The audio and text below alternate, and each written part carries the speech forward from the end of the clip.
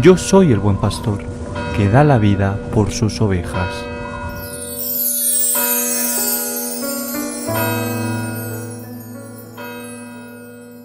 El Señor esté con vosotros. Y con tu espíritu. Lectura del Santo Evangelio según San Mateo. Gloria a ti, Señor. En aquel tiempo, acercándose Pedro a Jesús, le preguntó: Señor, si mi hermano me ofende, ¿cuántas veces tengo que perdonarlo? ¿Hasta 7 veces? Jesús le contesta: no te digo hasta 7 veces, sino hasta 70 veces 7. Por esto, se parece el reino de los cielos a un rey que quiso ajustar las cuentas con sus criados. Al empezar a ajustarlas, le presentaron uno que debía 10.000 talentos. Como no tenía con qué pagar, el Señor mandó que lo vendieran a él con su mujer y sus hijos y todas sus posesiones, y que pagara así.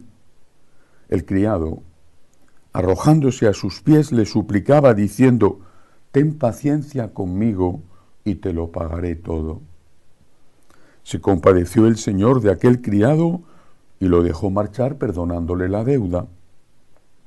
Pero al salir, el criado aquel encontró a uno de sus compañeros que le debía 100 denarios y agarrándolo lo estrangulaba, diciendo: págame lo que me debes. El compañero, arrojándose a sus pies, le rogaba diciendo: ten paciencia conmigo y te lo pagaré. Pero él se negó y fue y lo metió en la cárcel hasta que pagara lo que debía. Sus compañeros, al ver lo ocurrido, quedaron consternados y fueron a contarle a su señor todo lo sucedido. Entonces el Señor lo llamó y le dijo: siervo malvado, toda aquella deuda te la perdoné porque me lo rogaste. ¿No debías tú también tener compasión de tu compañero como yo tuve compasión de ti? Y el Señor, indignado, lo entregó a los verdugos hasta que pagara toda la deuda. Lo mismo hará con vosotros mi Padre Celestial, si cada cual no perdona de corazón a su hermano. Cuando acabó Jesús estos discursos, partió de Galilea y vino a la región de Judea, al otro lado del Jordán. Palabra del Señor. Gloria a ti, Señor Jesús. Puede parecer un detalle insignificante. Quizá hubiera sido lo mismo si otro le hubiera preguntado esto a Jesús, pero fue San Pedro. Quizá porque tenía más interés que los demás en la cuestión del perdón, porque le costaba más perdonar.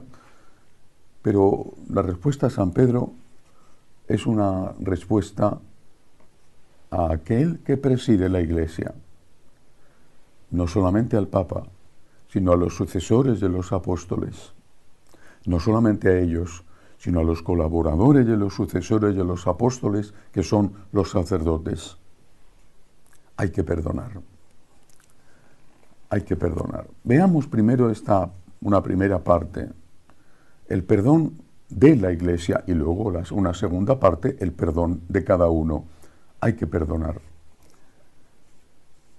Todo en la Iglesia está tipificado quién puede perdonar determinadas cosas. Hay pecados reservados a, por ejemplo, el Santo Padre o al obispo. El sacerdote puede perdonar la inmensa mayoría, prácticamente todos los pecados. ¿Hay que perdonar todo?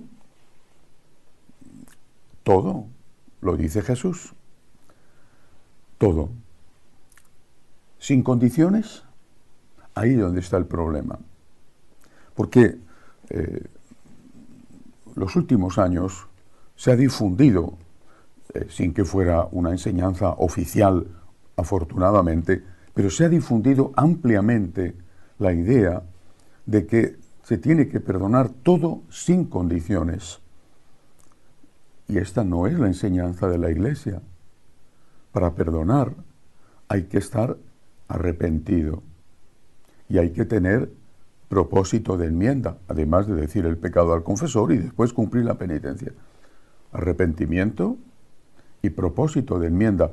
Vamos a ver lo que enseña Jesús, que es el maestro, no lo que diga yo o lo que diga el cura o lo que diga el obispo, el maestro, Jesús. Dice, un hombre, un rey, dice, está hablando, haciendo referencia a Dios, porque dice, el reino de los cielos se parece a un rey que quiso ajustar cuentas con sus criados.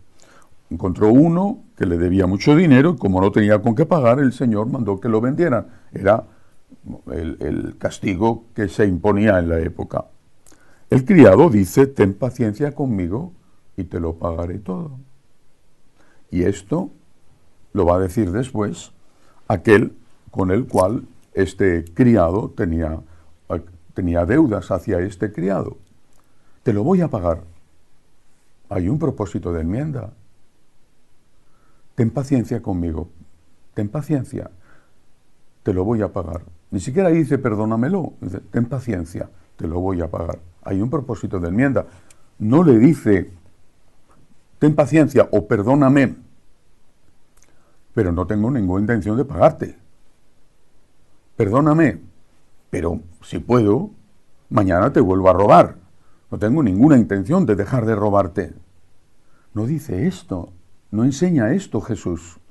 Está diciendo que hay que perdonar todo cuando la persona tiene intención seria de no volver a cometer ese delito, ese pecado.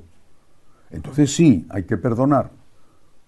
Hay que hacer examen de conciencia, tienes que estar arrepentido y tienes que tener propósito de enmienda. Y propósito de enmienda significa evitar esas circunstancias que te inducen a pecar. Si tú no haces eso, no tienes verdadero propósito de enmienda. Y ahí entra el difícil, complicado y doloroso momento de la comunión a los divorciados vueltos a casar. Entre otros casos. ¿Tienes propósito de enmienda? El Señor nos manda que perdonemos. ¿Estás arrepentido? ¿Te duele haber ofendido al Señor? ¿Tienes propósito de enmienda? El Señor nos manda que perdonemos. Pero tienes que tener ese propósito de enmienda. Estás cambiando tus circunstancias para que esas circunstancias, las que tenías, no te lleven casi inevitablemente, y ahí está la práctica, la que te lo dice, no te lleve casi inevitablemente a pecar. ¿Estás cambiando tus circunstancias? Entonces, efectivamente, tienes dolor de corazón, tienes propósito de enmienda, acude al confesor. Si tú no tienes este propósito de enmienda, es decir, si no has cambiado esas condiciones, esas circunstancias que te llevan, porque la historia tuya te lo demuestra así, inevitablemente a pecar, o que te hacen casi imposible no pecar, vuelvo a citar el ejemplo de los divorciados vueltos a casar, entonces no puede perdonarte el Señor. ¿Cuándo hay circunstancias que te llevan inevitablemente a pecar y que te lo dice tu historia? Cuando, por ejemplo, en el caso de los divorciados vueltos a casar, no se puede vivir castamente conviviendo juntos. La Iglesia permite a los divorciados vueltos a casar, sin haber conseguido la nulidad matrimonial, me refiero. La Iglesia permite que estas personas confiesen y comulguen normalmente, pero cuando han hecho una promesa de castidad, cuando son capaces de vivir castamente, juntos, sí, como hermano y hermana, castamente, cuando entonces no hay ningún problema, es una convivencia de un hombre y una mujer, como si fuera una convivencia de dos amigos, no hay una relación entre ellos marital. No podemos enmendarle la plana a Jesucristo. No podemos decir que somos más indulgentes que Jesucristo, más misericordiosos que Jesucristo, y que Jesucristo era un tirano que no tenía un corazón que se compadecía del pueblo y de sus hijos. El Señor murió perdonando a sus pecadores, a sus asesinos. El Señor pidió perdón por los que le mataban Y el Señor nos dijo, porque Él lo hizo, que había que perdonar siempre, pero cuando hay propósito de enmienda.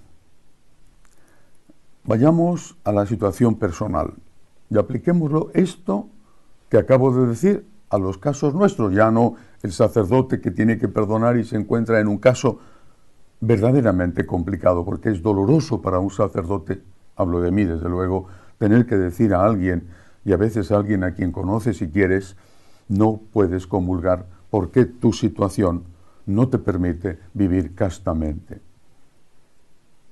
Vayamos a las situaciones personales, por ejemplo, en las familias, por el tema de la herencia, o personas que han hecho daño a tus hijos. Cualquier situación que cada uno tenga. Un vecino de la casa que pone la música todas las noches y no te permite dormir. Cualquier situación de alguien que te está haciendo daño o que te ha hecho daño. Hay que perdonar 70 veces 7. Y esto es una cuestión del corazón. Lo dice Jesús, que Dios no te va a perdonar si tú no perdonas de corazón a tu hermano. Es una cuestión interna tuya, interna. 70 veces 7 tienes que perdonar al que te ha hecho daño. ¿Y qué tiene que ver el perdón con la justicia? Son cosas diferentes. Yo puedo perdonar al que ha hecho daño a mi hijo, pero tengo que presentarle ante la justicia. Y tengo que presentarle ante la justicia para que no haga daño a otros, o para que restituya aquello que ha robado.